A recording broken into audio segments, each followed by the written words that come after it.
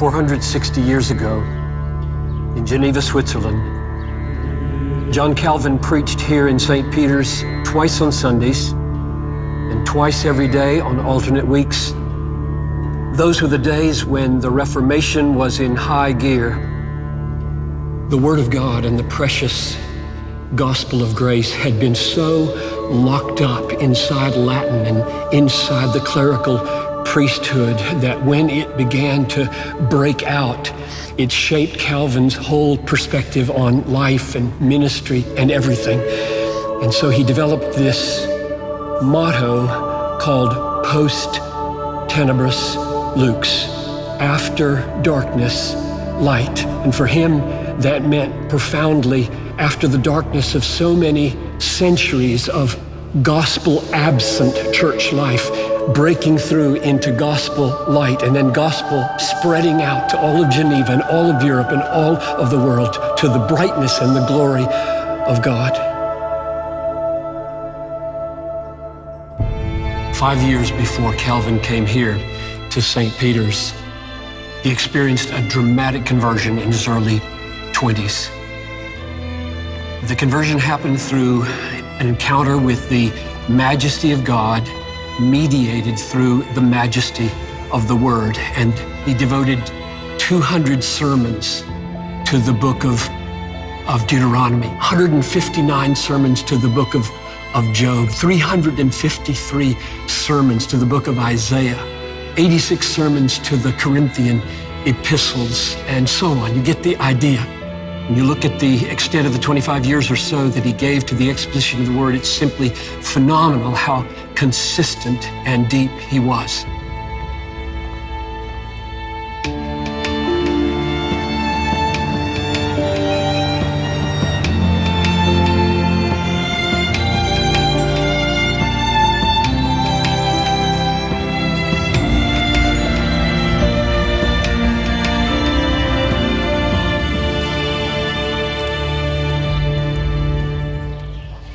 The city of Geneva, where Calvin ministered for 25 years in the 16th century, was a place of suffering.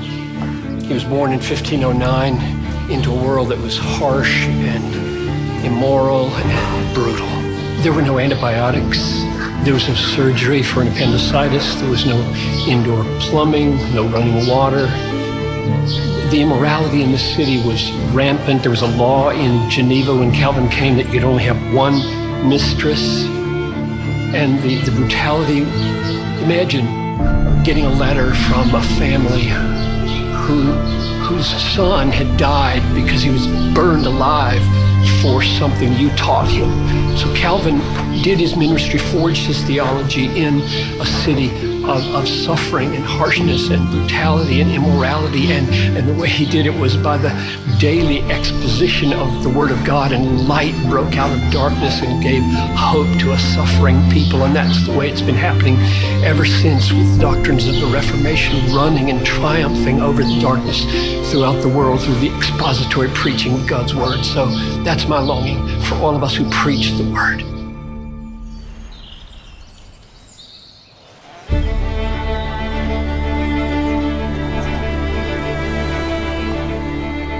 Some things change, some things never change.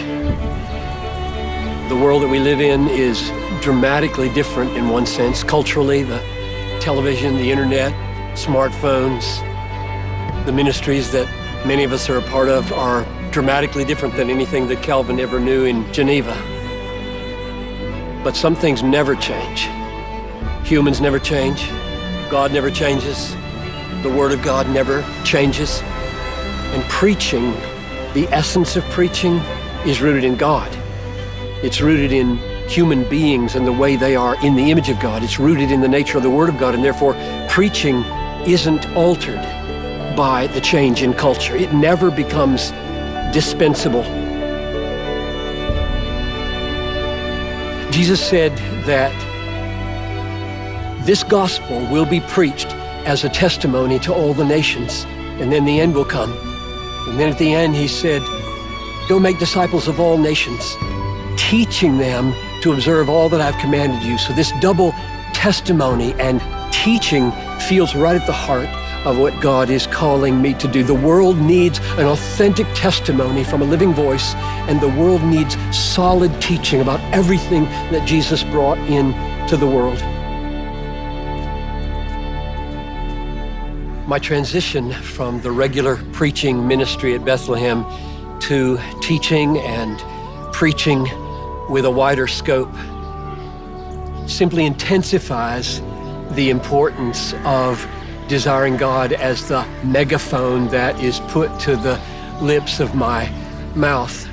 And so my prayer is that God will guide me and guide Desiring God in such a way that with my testimony and my effort to be a faithful teacher in God's church, and with Desiring God as a megaphone for the millions of people that are around the world, God will make it a tremendous impact for His glory. God will exalt His name in my life and in the ministry of Desiring God.